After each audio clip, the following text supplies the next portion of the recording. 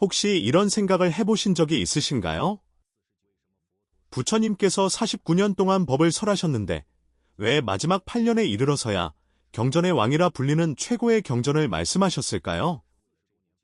심지어 그 전에 설하신 40여 년의 가르침은 모두 이 경전을 위한 징검다리이자 방편에 불과했다고 합니다. 이 뒤에는 도대체 어떤 비밀이 숨겨져 있을까요? 정답을 밝히기 전에 구독과 좋아요로 지혜와 원만을 함께 나누어 주시기 바랍니다. 안녕하세요. 저는 신혁입니다. 오늘 우리가 이야기할 경전은 부처님 평생 가르침의 궁극의 신법이라 할 수 있습니다. 바로 묘법연화경, 줄여서 법화경입니다. 많은 분이 이름은 들어보셨겠지만 이 경전이 도대체 왜 왕이라 불릴 만큼 위대한지는 잘 모르실 겁니다. 천태종의 개창자인 지자대사는 이 경전의 단 한 구절을 읽고 호련히 깨달음을 얻어 후세 천년에 영향을 미친 위대한 사상인 일념삼천을 정립하셨습니다. 법화경을 이해해야만 비로소 부처님의 그 끝없는 자비심을 진정으로 이해했다고 할 수 있습니다. 자, 오늘 이 경전의 왕의 신비로운 베일을 함께 벗겨보겠습니다. 먼저, 법화경의 위상이 왜 이렇게 높은지 이야기해볼까요? 불교에는 천태종이 부처님의 평생 설법 순서를 정리한 이른바 58교라는 유명한 학설이 있습니다. 쉽게 말해 부처님은 최고의 교육자와 같으셨습니다. 근기와 이해력이 제각각인 제자들을 만나며 서로 다른 맞춤형 교육법을 사용하신 거죠. 처음에는 부처님께서 깨달음을 얻으신 직후 자신이 증득한 불가사의한 경지를 있는 그대로 드러낸 화엄경을 설하셨습니다. 하지만 이 경지가 너무나 고차원적이었던 탓에 마치 초등학생에게 미적분학을 바로 가르치는 격이 되어버렸습니다. 다들 어리둥절해하며 도무지 알아듣지 못했죠. 부처님께서는 이대로는 안 되겠다고 판단하시고 교육 전략을 수정하셨습니다. 이해하기 쉬운 기초적인 도리인 고진멸도와 12인연 등을 가르치기 시작하셨는데 이 시기가 바로 아함시입니다. 초등학생에게 덧셈, 뺄셈, 곱셈, 나눗셈을 먼저 가르쳐 기초를 다지게 한 것입니다. 기초가 잡히자 부처님께서는 점차 방등시와 반야시를 통해 공의 지혜를 설하셨습니다. 세상 만물과 우리가 집착하는 나라는 존재는 사실 본질적으로 비어있으며 영원불변한 실체는 없다는 것을 알려주신 거죠. 중학생에게 대수학과 기하학을 가르치는 과정이었습니다. 이렇게 40여 년 동안 차근차근 아주 인내심 있게 제자들을 이끌어 오셨습니다. 하지만 부처님의 마음속에는 줄곧 드러내지 않은 궁극의 목표가 있었습니다. 그리고 마지막 8년, 마침내 때가 무르익고 제자들의 수준이 올라왔을 때 비로소 자신의 진짜 패를 모두 꺼내 드셨습니다. 그것이 바로 법화경입니다. 그 진짜 패가 무엇일까요? 사실 한 문장으로 요약됩니다. 바로 객관현실입니다. 무슨 뜻이냐고요? 제자들이여, 내가 이전에 가르쳤던 성문, 영각, 보살이라는 서로 다른 수행의 길은 모두 임시로 방편 삼아 쓴 교화의 방법일 뿐이다. 너희를 입문시키기 위한 방편이었다. 나의 진짜 목적은 너희 한 사람 한 사람이 결국 나와 똑같은 경지에 이르러 모두가 부처가 되는 것이다. 이 유일하고도 최종적인 목표를 일승불도, 즉 실법이라고 합니다. 이 선언은 당시에 엄청난 파장을 일으켰습니다. 평생 수행하여 아라한과를 얻고 생사윤회에서 해탈하는 것을 최종 목표로 삼았던 사리불 같은 제자들은 자신이 이미 정점에 도달했다고 생각했었습니다. 그런데 부처님께서 말씀하신 겁니다. 사리불아, 내가 얻은 아라한의 과위는 그저 잠시 쉬어가는 화성일 뿐이란다. 법화경에는 아주 유명한 화성유 비유가 나옵니다. 한 무리의 사람들이 먼 곳에 있는 보물을 찾아 길을 떠났는데 여정이 너무 멀고 험난하여 지치고 두려운 나머지 모두 포기하려 했습니다. 이때 지혜로운 리더가 신통력으로 길 중간에 아름다운 도시를 하나 만들어내며 말했습니다. 앞을 보아라. 저기 휴게소가 있다. 저곳에서 푹 쉬면서 에너지를 보충하고 다시 출발하자. 사람들은 번쩍 정신이 들어 서둘러 성 안으로 들어가 휴식을 취했습니다. 모두가 잘 쉬고 나자 리더가 진실을 말했습니다. 여러분, 이곳은 내가 신통력으로 만든 가짜 성입니다. 진짜 보물은 아직 저 앞에 있습니다. 다시 힘을 내어 출발합시다. 부처님의 자비가 바로 여기에 있습니다. 중생의 마음이 유약하여 처음부터 그 아득하고 불가사의한 성불의 목표를 말하면 겁을 먹고 시작조차 못할 것을 아셨던 겁니다. 그래서 아라한이나 벽지불 같은 소목표를 중간 휴게소로 세워 수행의 보람을 느끼고 단계별 성취감과 자신감을 얻게 하셨습니다. 그리고 충분한 믿음과 역량이 쌓였을 때 누구나 부처가 될 수 있다는 최종적이고 가장 진실한 목표를 드러내신 것입니다. 그러므로 법화경이 왕인 이유는 그 가르침이 지극히 원흉하고 궁극적이기 때문입니다. 이전의 모든 가르침을 하나로 통합하여 부처님의 모든 말씀이 모순되는 것이 아니라 서로 다른 단계에서 서로 다른 사람들에게 쓰인 도구였음을 밝혀줍니다. 결국 목적지는 단 하나, 우리 모두를 성불의 보물산으로 인도하는 것입니다. 이 뒤에 얼마나 깊은 지혜와 끝없는 자비가 깃들어 있습니까? 자, 법화경의 핵심 사상을 이해했으니 이제 지자대사가 이 경전에서 어떻게 일념삼천이라는 위대한 사상을 깨달았는지 살펴보겠습니다. 지자대사는 중국 불교 역사상의 거인입니다.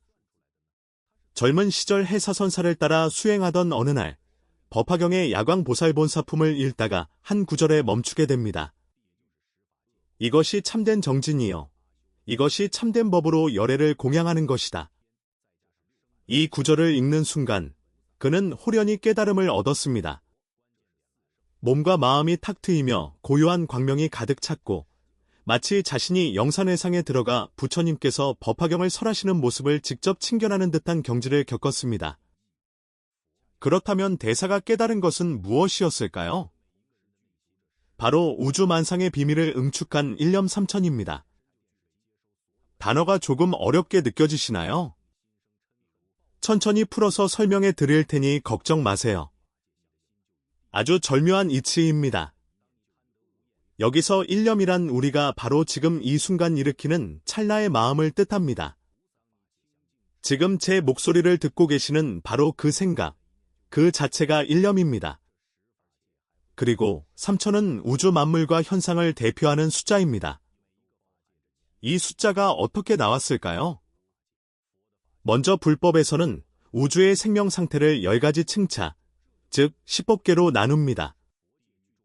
지옥, 악귀, 축생, 아수라, 인간, 천상이라는 6범의 성문, 영각, 보살, 불이라는 사성을 더한 것입니다. 여기서 핵심은 지자대사가 법화경을 통해 깨달은 바에 따르면 이 10가지 법계가 독립적으로 존재하는 것이 아니라는 점입니다. 내가 지금 인간이라고 해서 지옥이나 부처의 세계와 아무 상관이 없는 게 아닙니다. 오히려 정반대로 우리 각자의 마음속에는 10가지 법계가 동시에 공존하고 있습니다. 마치 모든 채널을 수신할 수 있는 텔레비전처럼 말이죠. 예를 들어 내 마음의 분노와 증오가 치밀어 오를 때 그 찰나의 일념은 지옥법계와 연결됩니다.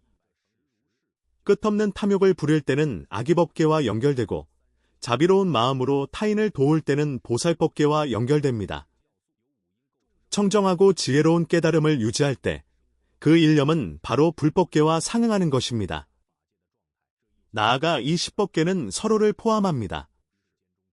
즉, 하나의 법계 안에 나머지 9가지 법계가 다 들어있다는 뜻입니다. 부처의 세계 안에도 지옥 중생을 가련히 여기는 자비가 있으니 불계의 지옥계가 갖추어져 있는 것이고 지옥 중생의 마음속에도 미래의 성불할 씨앗이 숨겨져 있으니 교계의 불계가 갖추어져 있는 것입니다. 이렇게 계산하면 10 곱하기 10으로 우선 100법계가 됩니다. 여기가 끝이 아닙니다. 법화경에는 10여 시가 등장합니다. 여시상, 여시성, 여시체, 여시력, 여시작, 여시인, 여시연, 여시과, 여시보, 여시본말 구경 등. 이것은 각 법계가 나타내는 상태를 10가지 서로 다른 각도에서 관찰하고 묘사한 것입니다. 지옥은 지옥 나름의 모습, 성질, 작용이 있고, 부처는 부처 나름의 모습, 성질, 작용이 있습니다. 자, 방금 전에 백법계의 이 10여 시를 곱하면 1000이 됩니다. 마지막으로 여기에 3가지 세간을 더합니다. 우리 몸과 마음을 구성하는 5가지 요소인 오음세간, 오음으로 이루어진 다양한 생명체인 중생세간, 그리고 우리가 살아가는 환경인 국토세간입니다. 이 1000가지 법계의 상태가 동시에 이 3가지 세간 속에서 펼쳐집니다. 그리하여 1000에 3을 곱해 마침내 3000이라는 숫자가 도출되는 것입니다. 그러므로 일념 3000의 핵심 사상은 이것입니다. 우리가 지금 이 순간 일으키는 생각 하나에 우주 전체의 삼라만상이 온전하게 갖추어져 있다. 당신의 마음이 곧 하나의 온전한 우주이며 당신의 생각 하나가 온 법계에 가득 울려 퍼집니다. 이 사상은 너무나도 전율적입니다. 우리에게 무엇을 말해줍니까? 성불이란 먼 곳으로 떠나 외부의 신을 찾는 것이 아니라 바로 우리의 내면으로 돌아오는 과정이라는 것입니다. 우리 각자가 가진 지금 이 순간의 한 생각에 부처가 될 수 있는 모든 잠재력과 공덕이 이미 갖추어져 있습니다. 화엄경의 말씀처럼 신불중생 차별무, 우리의 마음과 부처의 마음, 그리고 모든 중생의 마음은 본질적으로 아무런 차별이 없습니다. 그러므로 수행의 핵심은 바로 우리 자신의 생각을 관조하고 변화시키는 데 있습니다. 운명을 바꾸고 당신이 처한 세상을 바꾸고 싶으신가요? 외부에서 구할 필요가 전혀 없습니다. 그저 돌아와 당신의 마음을 들여다보세요. 당신의 생각이 자비로울 때 당신이 마주하는 세상은 자비로워집니다.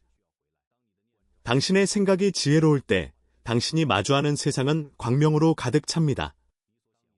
지금 이 순간의 생각 하나하나가 당신의 현실을 창조하고 당신의 세계를 만들어가고 있습니다. 이것이 바로 지자대사가 깨달음을 얻은 후 1심 3관을 핵심으로 하는 지관 수행법을 창시한 이유입니다. 대사는 일상생활 속에서 매 순간 자신의 이 한 생각을 관찰하라고 가르쳤습니다.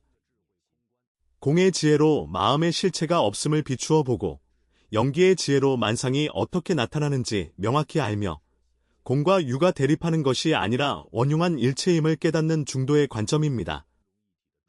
보십시오. 법화경의 지혜는 지자대사의 위대한 발현을 통해 경전 속 이론에 머물지 않고 우리 평범한 사람들이 삶 속에서 직접 실천하고 검증할 수 있는 수행신법이 되었으며 우리 한 사람 한 사람에게 불가사의한 힘이 있음을 일깨워줍니다. 그러니 오늘부터 당신의 생각 하나하나를 반드시 소중히 대하시기 바랍니다. 어떤 자비로운 생각이 당신을 위해 정토의 문을 열어줄지, 어떤 지혜로운 생각이 당신에게 생명의 참된 광명을 보여줄지 아무도 모르니까요. 오늘 내용이 유익하셨다면 구독과 좋아요 부탁드리며 지금까지 신혁이었습니다. 우리는 다음 영상에서 다시 만나겠습니다.